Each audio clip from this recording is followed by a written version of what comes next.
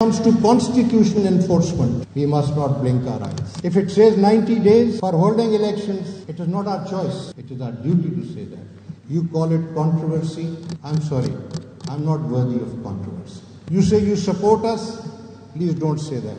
If you stand up for the Constitution and the law, then you must support the Supreme Court of Pakistan, not any individual. The Supreme Court, when it speaks on merit, its judgment has moral authority. When those judgments are not appealed or no review is filed, then that means no one has any objection to the judgment. If a judgment is not challenged, then it becomes final. So let's see what happens now. The political leadership of Pakistan agreed to start negotiations, which have not ended yet. This is what we were informed. We have nothing to do with that, but at least they are conscious that they have a duty to comply the Constitution. And we are there to support that effort. Otherwise, our judgment is there.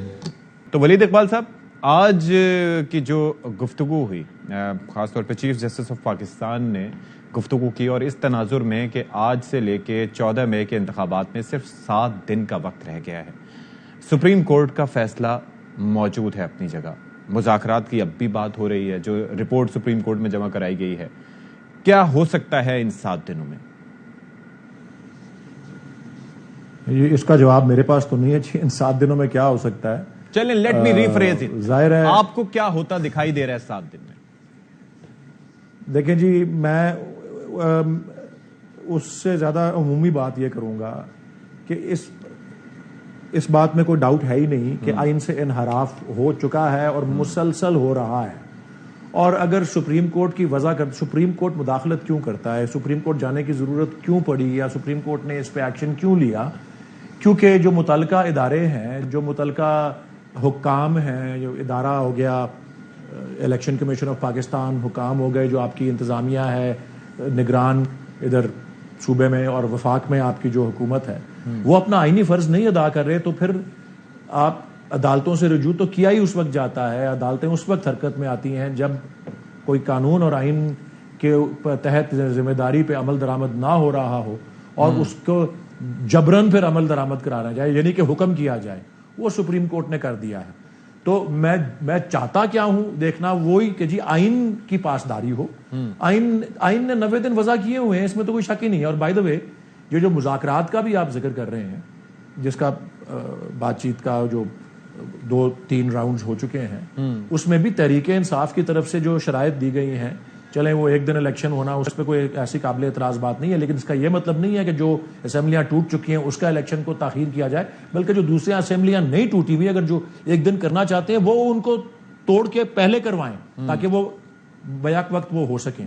لیکن ہماری ایک شرط یہ بھی ہے کہ ایک دن election ہو، اور اگر کسی بعد کی تاریخ پہ ہوں جو ابھی سے ہے، ابھی تو کوئی حتمی اس پہ نہیں طے ہو سکا، لیکن اگر ہوتا بھی ہے، میں مفروضے پہ کہہ رہا ہوں، تو ہم نے پھر ساتھ یہ بھی کہا ہوا ہے کہ ہمارے ممبران قومی اسمبلی میں آئیں گے، سینٹ میں تو ہم ہیں ہی، اور آ کے پھر ایک ون ٹائم کا آئینی ترمیم کریں گے جو اس چیز کو ریگولرائز کرے گی. یہ آئین سے انحراف ہے اور ہم نہیں چاہتے کہ یہ مثال قائم ہو، اور obviously وہ اس کو کانسٹیٹیوشنل کور دے گی. کیونکہ میں خود بھی اپنے پروگرامز میں یہی جاننا چاہ رہا تھا کہ ظاہر ہے کہ بیر منیمم کی کوئی لمٹ ہوتی ہے، ٹھیک ہے، بیر منیمم کی بات کی، اس کے اندر وہ تاریخ بھی گزر گئی. اب ظاہر ہے کہ اگر سیاسی جماعتیں مذاکرات کے ذریعے کسی چیز پہ اگری ہوتی ہیں تو اس کی صورت میں رستہ یہی ہے کہ تحریک انصاف آئے اسمبلیوں میں واپس، اس کے بعد ایک آئینی ترمیم ہو جس کے تحت کور ہو. ورنہ اگر اس طرح سے کوئی چیز ہو جاتی ہے تو پھر تو آگے بھی کوئی اس کی روک تھام نہیں ہو پائے گی. بالکل جو بہت غلط مثال قائم ہوئے گی. اور مجھے حیرت اس بات پہ ہے کہ پولیٹیکل پارٹیز بیٹھی ہوئی ہیں دوسری سائڈ پہ، پی ڈی ایم میں پی ایم ایل این ہے، پی پی پی ہے، ان کو سمجھ نہیں آتی کہ آج سے کچھ 4-5 سال بعد یہ پھندا ان کے گلے میں بھی جا سکتا ہے. یہ جس طرح کی مثال قائم کر رہے ہیں یہ بڑی غلط مثال ہے، اور یہ تو ڈکٹیٹروں کے زمانے میں ہوتی تھی جب آئین نہیں ہوتا تھا. آئین کے ہوتے ہوئے یہ کر رہے ہیں، اور ظاہر ہے چیف جسٹس بالکل ٹھیک کہہ رہے ہیں، اور بڑی قابل تحسین بات ہے کہ وہ ڈٹ گئے ہیں. اور مجھے عظمیٰ میں تقسیم ہے جس کو پورے اپنے فائدے پہ اٹھا رہے ہیں، جس کا یہ پی ڈی ایم گورنمنٹ اور لان تان کر رہے ہیں اور برائیاں کر رہے ہیں ججز کی اور کورٹ کی. اور بہت ہی غلط اور بڑی ہی افسوسناک مثال، بہت بڑی کانسٹیٹیوشنل ٹریجڈی کا سامنا ہے ایک پولیٹیکل کلاس کے ہاتھوں ہمیں. یہ میری مایوسی ہے. But to cut a long story short 14 تاریخ کو الیکشن ہونے چاہیے. الیکشن تو ایک دن کے نوٹس میں بھی کورٹس نے کروائے ہیں. اللہ کرے الیکشن ہو 14 تاریخ کو, ضرور ہو. ٹھیک ہے. شعیب شاہین صاحب, آپ کو کیا لگتا ہے, یہی سوال کہ کیا آپ کو لگتا ہے کہ جس طرح کی تیاریاں دیکھ رہے ہیں, کیونکہ ظاہر ہے کہ سمت دیکھا جاتا ہے, پھر اس کے بعد ڈائریکشن میں قدم اٹھتے دیکھے جاتے ہیں, پھر پتہ چلتا ہے کہ ہونے کہ نہیں ہونے, اب تک کی جو صورتحال ہے فیصلہ برقرار ہے, ہوں گے الیکشن آپ کی نظر میں؟ دیکھیں میری نظر میں تو بظاہر جو اس وقت کے سرکمسٹانسز اور تیاریاں ہیں اس کے نتیجے میں تو مجھے نظر نہیں آتا کہ یہ الیکشن یہ 14 مئی کو ہو سکیں گے. دیکھیں سپریم کورٹ کے چیف جسٹس نے آج بڑی پازیٹیو باتیں کی ہیں. سب سے پہلی تو اپریسیشن ان کو یہ ہے کہ انہوں نے کسی تنقید کا جواب نہیں دیا جو ان کی ذات کے اوپر ہوئی, جو سپریم کورٹ کے اوپر ہوئی. انہوں نے اس کو ہر چیز کو پازیٹیو سینس میں بات کی. دوسرا انہوں نے بڑی خوبصورت بات کی کہ سپریم کورٹ کے پاس چوائس نہیں ہے, سویٹ ویل نہیں ہے کہ کب کا تاریخ کا فیصلہ دے دے کہ جی آپ الیکشن کرائیں. وہ کہتے ہیں it is our duty, constitutional duty ہے. آئین اگر کہتا ہے 90 ڈیز کا تو ہم پابند ہیں 90 ڈیز میں الیکشن کرانے کے, اور ہم نے وہی فیصلہ کرنا ہے. ہمارے پاس یہ فیصلہ کرنے کا جو اختیار ہے وہ اختیار لمیٹڈ ہے. We had to implement the constitutional mandate, اور کانسٹیٹیوشن کے مطابق ہم نے فیصلے کرنے ہیں. اب دیکھیں اس وقت پاکستان کے تو واقعی بہت برے حالات ہیں.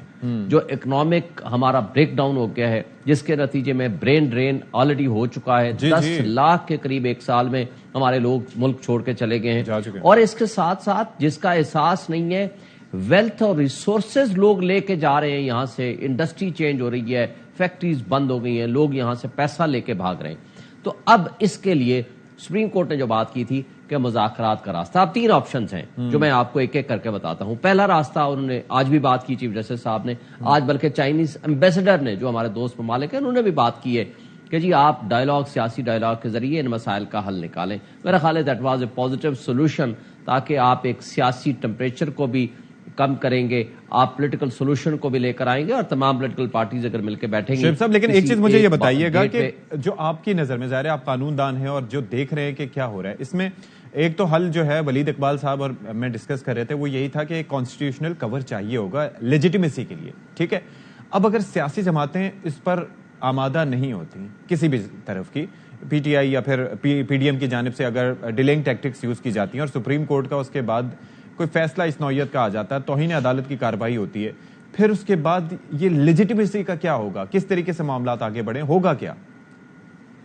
دیکھیں میں نے وہی کہا نا کہ 3 آپشنز ہیں. پہلا آپشن تو یہ پازیٹیو آپشن تھا, مذاکرات کے نتیجے میں کسی نتیجے پہ پہنچتے اور اس کو کانسٹیٹیوشنل کور دے دیتے, اور اس کے ذریعے سے آپ اس چیزوں کو سسٹم جو ہے آن ہو جاتا, اور آئندہ کے لیے بھی ایک پریسیڈنٹ نہ بنتا کہ جو بھی خرابیاں ہوئی ہیں اس کو کانسٹیٹیوشنل کور حاصل ہو گیا. اور اگر یہ نہیں ہوتا ہے, فرض کرو اب چیف جسٹس یا بینچ آف دی جو سپریم کورٹ ہے ان کے پاس کیا آپشن باقی بچا ہے؟ اگلا آپشن یہ ہے کہ وہ سائلنس کر لیں, وہ کہیں کہ ہم نے فیصلہ دے دیا ہے, اس کی اپنی مورل اتھارٹی ہے, ریاست اس کو ماننے کو تیار نہیں, پارلیمان اس پہ تنقید کر رہی ہے, ریسورسز جو ہے انڈر آرٹیکل 220 جن لوگوں نے دینے تھے وہ دینے کے پابند ہیں لیکن وہ نہیں دے رہے, لہذا ہم خاموشی سے بیٹھ گئے ہیں. لیکن اس کا نقصان کیا ہے؟